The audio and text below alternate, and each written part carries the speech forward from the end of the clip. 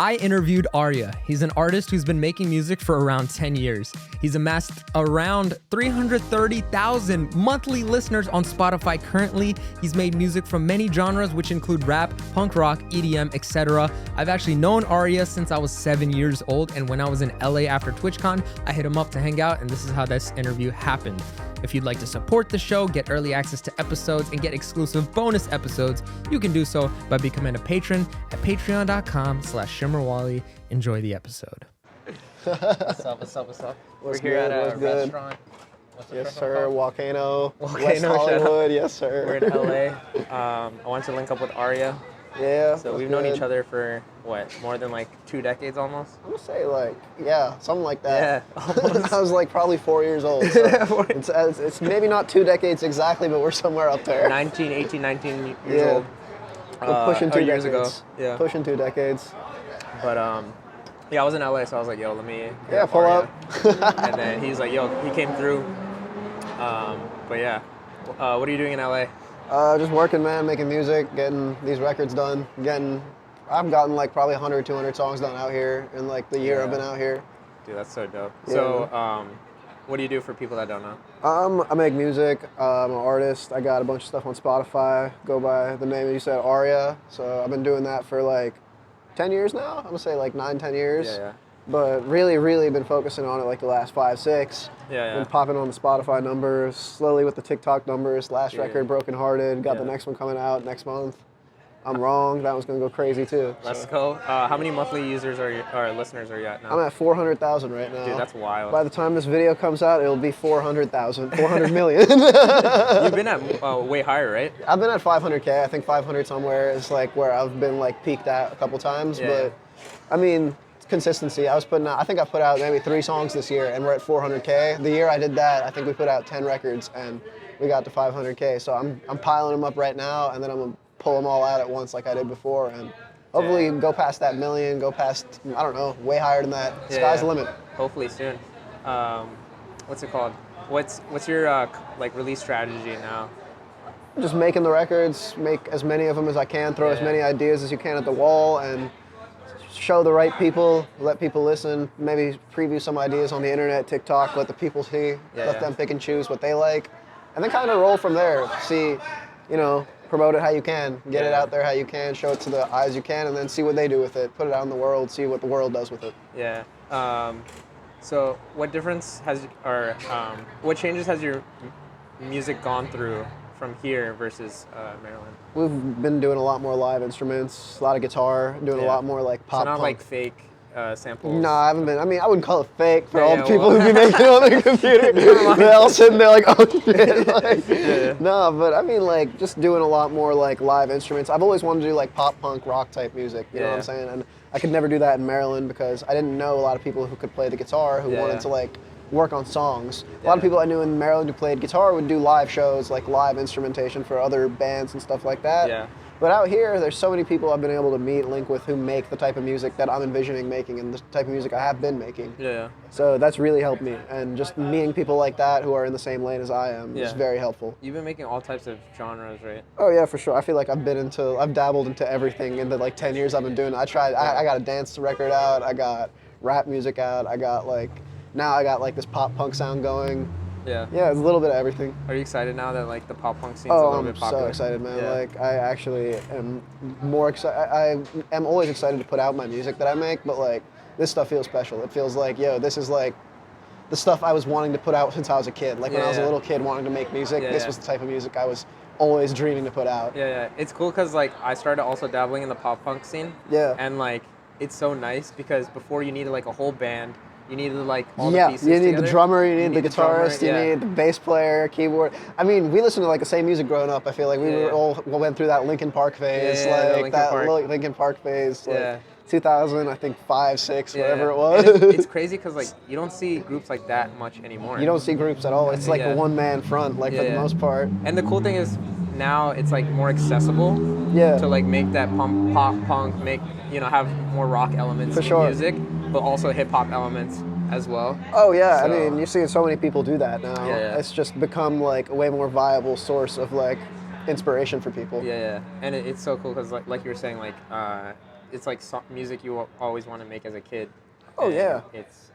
I feel like the pop punk or like punk or rock kind of has like that energy and like spirit that like, you know, like hip hop a lot of times, especially like earlier on, it was all like everything has to be super lyrical. Oh yeah, and very much so. Now it's like more emotion. Now it's emotion, melody.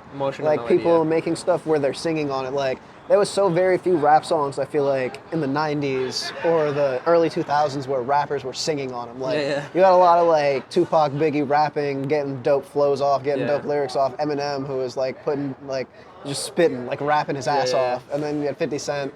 And then, like, I feel like once Drake and Kanye came around, they started making the melody more of an incorporation for like, actual rappers, rather than just getting it through R&B collabs and shit. Like getting like now everyone's got to do it. Now everyone got to be able to do everything. Because if you can't, then you're just gonna fall behind. Yeah. Hold on, let me see if. Yeah. It's still recording. Okay, we're still recording. Cool. Someone came by and hits pause. Yeah, I'm like, yo. No, sometimes it stops by itself, so I'm like, hopefully that doesn't happen. No, that makes sense. I'd be like, yo. We just talk. Just had this conversation. Yeah. But, no, honestly, yeah, I think like rock, pop punk, that scene is really cool. Oh, it's growing now too. There was such a gap, I feel like, of pop punk music that was coming out that people would, at least that I would actively listen to. There was a big gap in time where like nobody was listening to it, nobody was making it. Yeah, nobody was making it. Now suddenly it's like kind of having a resurgence. Yeah.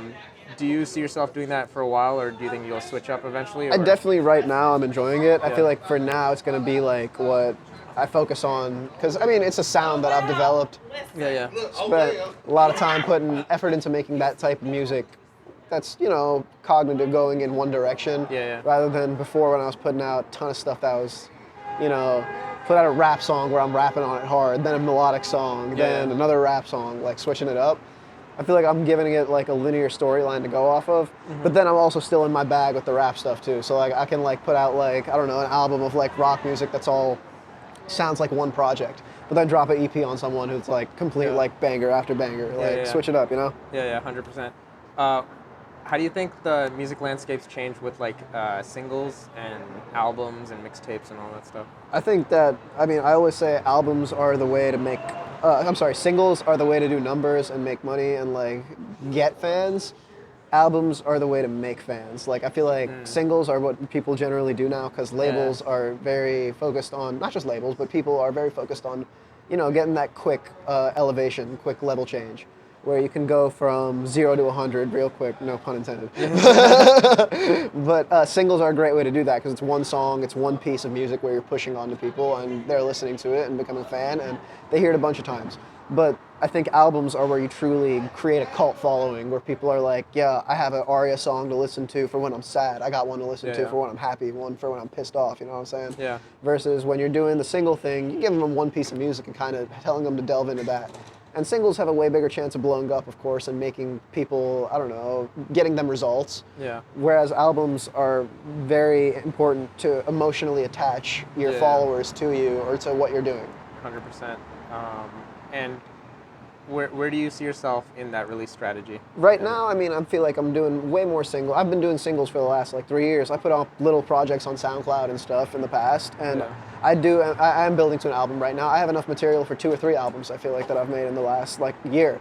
And that's just a year worth of music. People will go 4 or 5 years working on one album. Yeah. So I feel like it's important to have an album, and I definitely want to. And I will build to it within the next few months, but putting the singles out to establish, especially since I've changed up the sound a little bit. If I'd been doing like this pop punk type of sound for the last year or so, then I would totally be like, all right, now it's time for an album. We've established a base for the sound. We've established that when you go listen to Aria, this is what you're going in to listen to right now. So once I establish that a little better, we've put out a couple more singles, then we can like, you know, go at them with the whole tank or the whole helicopter of music.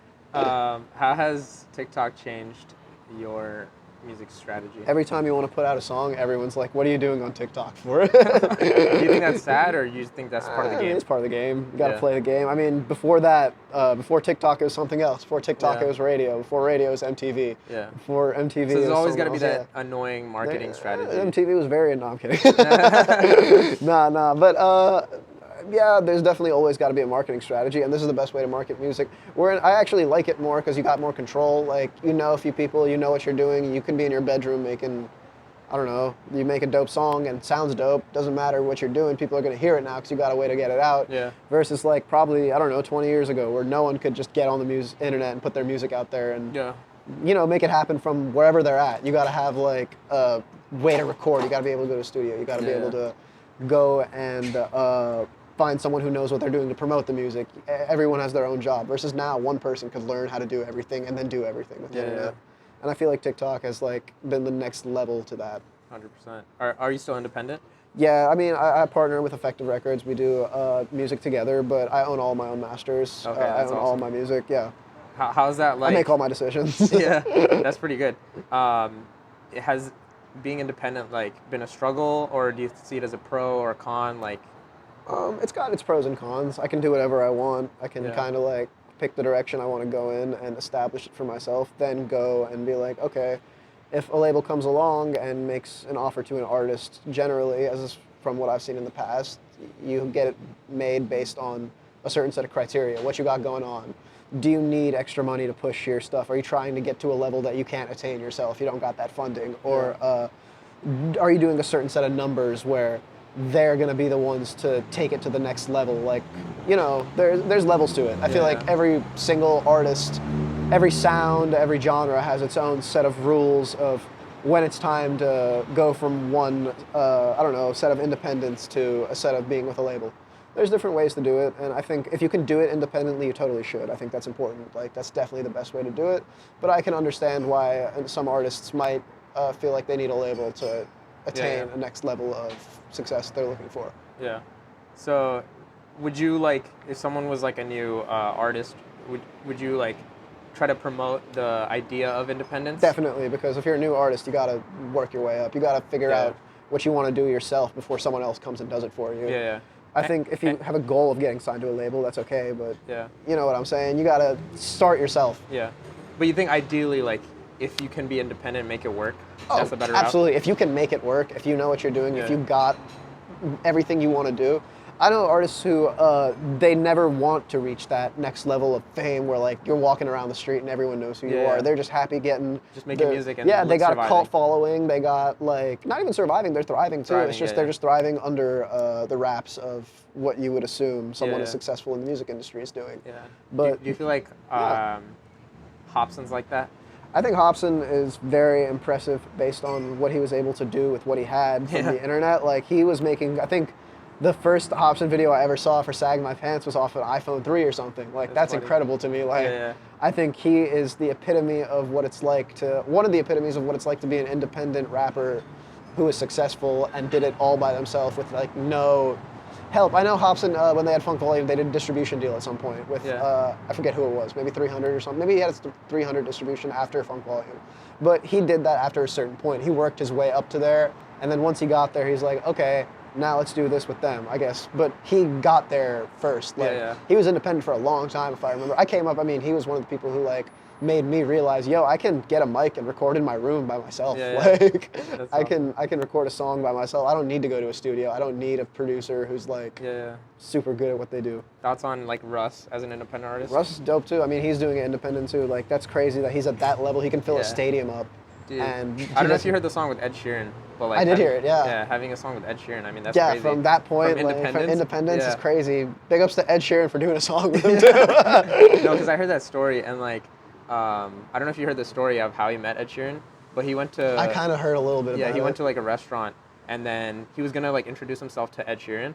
And then he goes up, and then Ed Sheeran's like, "Oh my God, this is the biggest independent artist in the world." And that's how he introduced all his friends, Ed Sheeran, and Russ was like, "What the heck, you know me?" And then they made that song. And he's got to know who Russ is by now. Russ is big. Russ. But it's just so funny how he had like the whole fuck Russ era. Oh, that was a interesting era, the SoundCloud era, because I came up with a lot of those like that same time as a lot of those rappers, just in making music SoundCloud era. That's so funny. Yeah.